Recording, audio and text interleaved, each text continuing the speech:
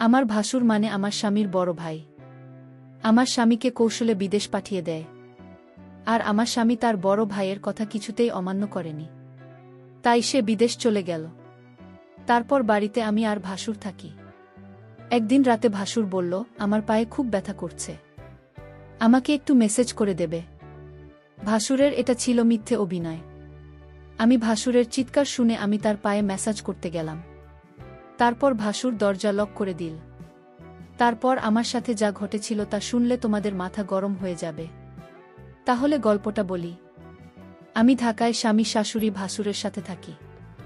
আমার স্বামী আর ভাসু ব্যবসা করে। শাশুড়ি প্রায় অস্ট্রেলিয়ায় থাকতে চান না বড় মেয়ের কাছে। এখন মূল সমস্যাটা বলি। আমার স্বামী আমাকে নিজে পছন্দ করে বিয়ে করতে চেয়েছিল, কিন্তু আমাদের পরিবারের সাথে তাদের আর্থিক অবস্থা মেলে না। আমরা মধ্যবিত্ত, তারা ধনী বলে কেউ রাজি ছিল না। তখন আমার ভাসুর সবাইকে রাজি করান। তবে আমার প্রতি তার অনুরোধ ছিল যেন উনার বাচ্চাকে আমি দেখাশোনা করি। ভাসুরের একজন মালয়েশিয়ান বলছিল সে 1 বছরের বাচ্চাকে রেখে ডিভোর্স করে চলে যায়। বাচ্চাকে আমি দেখাশোনা করি। বাচ্চাটার বয়স 2 বছর। এখন যাই হোক, মূল ঘটনায় আসি। এখন একদিন দুপুরে বাসায় আমি আর বাচ্চাকে ছিলাম। বাচ্চাকে বিছানায় শুয়ে আমি বাথরুমে গোসল করতে যাই। বাচ্চাকে যেহেতু রুমে একা, তাই ওকে দেখে রাখার জন্য বাথরুমের দরজা খোলা রাখেন। ভাসুক তখন বাইরে আর শাশুড়ি অস্ট্রেলিয়ায়। বলের কাছে বাসার চাবি থাকে। এ সময় দরজায় শব্দ পাই ভাবি বর এসেছে, কারণ চাবিটা ওর কাছেই ছিল। কিন্তু ভাসুরকে দেখে হঠাৎ আমার রুমে ঢুকে পড়তে। বাচ্চাকে তখন কিছুটা কাজ ছিল, তাই মনে হয় বাচ্চার শব্দে এসেছে। এসে উনি বাথরুমে ঢুকে পড়ে। আমি অবাক হয়ে গেলাম। কেউ না বলে হঠাৎ এভাবে বাথরুমে ঢুকে পড়ে। আমি তাকে কিছুই বলতে পারিনি। ভাসুর তখন বলছিল, সরিয়ে, আমি জানি না তুমি বাথরুমে ছিলেন। এদিনের ঘটনার পর থেকেই ভাসুরের চোখে আমি একটা অন্যরকম দৃষ্টি দেখি। দৃষ্টিতে জানি কেমন, আমার মোটেও ভালো লাগে না। মনে হয় উনি আমার দিকে তাকিয়ে অনেক কিছু ভাবছেন। আমাকে উনি নাম ধরে ডাকতেন, কিন্তু এখন ডাকার ধরনটাও কেমন যেন হয়ে গেছে। এই ঘটনার পর থেকে প্রায় প্রতিদিনই দুপুরে উনি বাসায় চলে আসেন, অথচ আগে প্রয়োজন ছাড়া কখনো আসতেন না। এই সময় আমার বর থাকে প্রতিষ্ঠানের অফিসে। অফিসে কাজ না থাকলেও বরকে কোনো একটা কাজে লাগিয়ে উনি বাসায় থাকেন। শুধু বাসায় থাকলে সমস্যা ছিল না, কিন্তু বাচ্চার কাছে থাকার অজুহাতে উনি আমার ঘরে পড়ে থাকেন আর অদ্ভুতভাবে তাকান। বাচ্চার জন্য আমিও বেশি দূরে সরতে পারি না।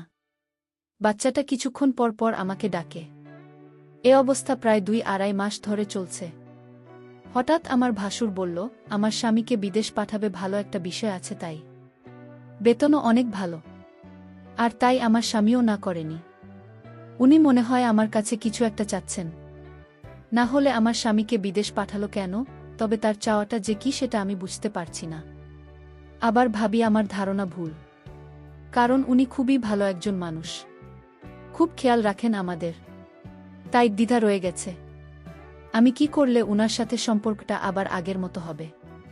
তাছাড়া আমি ওনার মনে কি আছে সেটা কিভাবে বুঝতে পারব? আমার বরকে কি ঘটনা জানাবো নাকি অপেক্ষা করব আরও? আমি ভাবলাম না, বরকে এখন কিছু জানানোর দরকার নেই।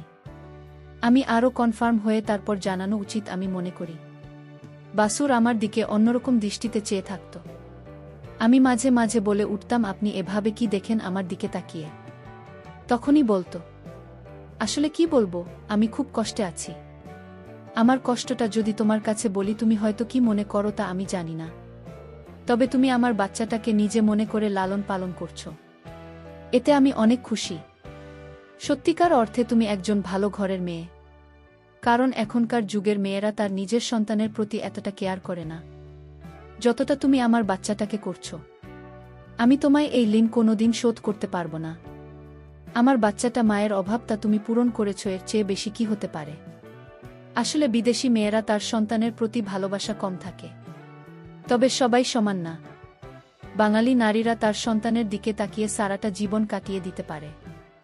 বাঙালি নারীর কোনো তুলনা হয় না। তবে আমার ছোট ভাইয়ের বুক করে তোমাকে আনতে পেরে আমি নিজেকে ধন্য মনে করছি। আমার ভাসুর আমার এইসব প্রশংসা করছিল। আমি তার প্রশংসা শুনে অনেকটা থমকে গেলাম। বাবারে, এত প্রশংসা! যাই হোক, ভাসুরকে একদিন দেখলাম খাওয়া দাওয়া ছেড়ে মনমরা হয়ে ঘরে শুয়ে আছে। এই বাড়িতে ভাসুরকে আমি দেখাশোনা ছাড়া আর কেউ নেই। দেখলাম ভাসুর আজ সারাদিন কিছু খায়নি।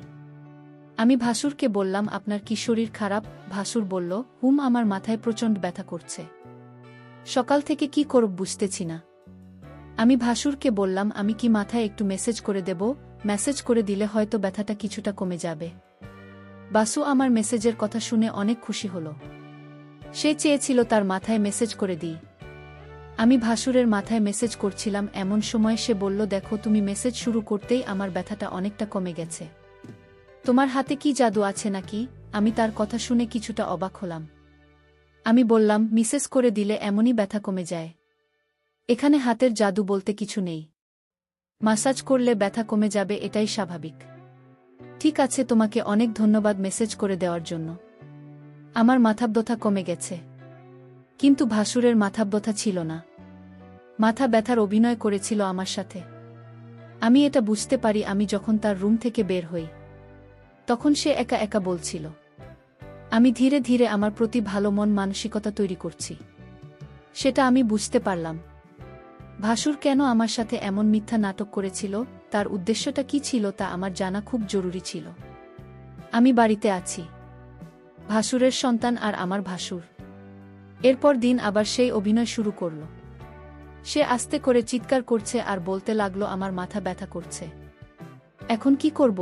আমি তখন ভাসুরকে বললাম, ডাক্তারের কাছে যান, তাহলে সব ঠিক হয়ে যাবে। রোগ নিয়ে ঘরে বসে থাকলে কি আর চলবে? বার ভালো হবে। ভাসুর আমার কথা শুনে দেখলাম তার মুখটা অন্ধকার হয়ে গেল। আসলে কি তার মাথা ব্যথা করছে নাকি এসব অভিনয়? আমি তার হাবভাব কিছুই বুঝতেছি না। আমি ভাসুরকে বললাম, চলুন আজ আপনাকে ডাক্তারের কাছে নিয়ে যাই। ভাসুর বলল, তুমি একটু মেসেজ করে দিলেই তো মাথা ব্যথা কমে যায়। তাহলে শুধু শুধু কষ্ট করে কেন ডাক্তারের কাছে যাওয়া লাগবে কেন? আমি ভাসুরের কথা শুনে কিছুটা অবাক হলাম। সে চায় আমি তার মাথায় মেসেজ করে দিই। আসলে সে কি চায় সেটা আমার জানতে হবে। ভাসুরের এমন অভিনয় আমার কাছে ভালো মনে হচ্ছে না। এর মধ্যে আমার বর আমার কাছে ফোন করল। আমাকে জিজ্ঞেস করল, কেমন আছ সালমা? আমি বলেছিলাম, তুমি খুব শীঘ্রই বাড়িতে আসলে অনেক ভালো হতো। এতদিন বিদেশ থাকার দরকার নেই। তুমি যত দ্রুত সম্ভব চলে আসো। আমার স্ত্রীর এমন কথা শুনে আমি কিছুটা থমকে যাই। আমার স্ত্রী তো কোনোদিন এমন কথা বলেনি। আজ সে এমনভাবে বলছে আমি যেন আজই দেশে চলে আসি। আমি সলমনকে জিজ্ঞেস করলাম, তোমার কোনো অসুবিধা হচ্ছে সালমা? সালমা বলল, না, তেমন কোনো সমস্যা হচ্ছে না। বড় ভাই জান তোমার খোঁজ খবর রাখে তো? আমি বললাম, ভালোই খোঁজ খবর রাখে। ঠিক আছে, এখন রাখি, পরে কথা হবে। ভাসুর আড়ালে থেকে আমার সমস্ত কথাগুলো শুনছিল। কথা শেষ হতেই ভাসুর চলে গেল তার রুমে। রাত হল, ভাসুর আমায় ডাকছে, বলছে, সালমা, আজ আমার পায়ে অনেক ব্যথা করছে। বুঝলাম না আমার কি হয়েছে। দিন দিন রোগ বেড়ে চলেছে। তুমি কিছু মনে না করলে আমার পায়ে একটু মেসেজ করে দাও। সে ব্যথায় চিৎকার করছে আর বলছে আমার পায়ে অনেক ব্যথা করছে। আমি ভাসুরের চিৎকার শুনে তার পায়ে মেসেজ করতে শুরু করলাম। ভাসুর তখন ঘুমিয়ে পড়ল। ভাসুর ঘুমিয়ে রইল আর আমি তার পায়ে মালিশ করে দিচ্ছিলাম। কিন্তু ওদিকে বাচ্চাটা কাঁদছিল। আমি ভাসুরকে বললাম, আপনি ঘুমিয়ে পড়েছেন, বাচ্চাটা কাছে আমি চলে যাই। তখন ভাসুর বলল, ঠিক আছে, বাচ্চাটাকে ঘুম পাড়িয়ে আবার এসো। ভাসুর আমার সাথে এমন করছে মনে হচ্ছে আমি বাড়ির চাকরানির। সারাক্ষণ তার সেবা যত্ন আমার করতে হয়। আমি তো এই পরিবারের সমস্ত কাজ করতে করতে আমি অনেক ক্লান্ত। কিন্তু আমার কষ্ট কি আর কেউ বোঝে? পরের দিন আমি বলেছিলাম ভাসুরকে, আপনার মাথায় ব্যথা, পায়ে ব্যথা, আর চলুন আপনার চিকিৎসা করাব। আজ আমি আপনাকে ডাক্তারের কাছে নিয়ে যাব। আপনি না যেতে চাইলে আপনাকে জোর করে নিয়ে যাব। ভাসুর মনে হচ্ছে গলা শুকিয়ে গেল, কারণ ডাক্তারের কাছে গেলে হয়তো সত্যতা পাশ হয়ে যাবে, তার কোনো রোগ ধরা পড়বে না। তখন হয়তো আমার চোখে সে দোষী হয়ে যাবে। এটা ভেবেই ভাসুর ডাক্তারের কাছে যেতে চাইত না। আমি সেটা ভালো করে বুঝতে পারতাম। আর তাই ভাসুরকে আজ আমি বললাম, আপনি যদি আজ ডাক্তারের কাছে না যান তাহলে আপনি বাড়িতে একা একা থাকতে হবে। আমি চলে যাব এই বাড়ি থেকে, আমার স্বামী ফিরে আসলে আবার এই বাড়িতে ফিরব, তার আগে না। ভাসুর আমার কথা শুনে থমকে গেল। তাহলে সালমা আমার মনের কথা কি বুঝে গেল নাকি?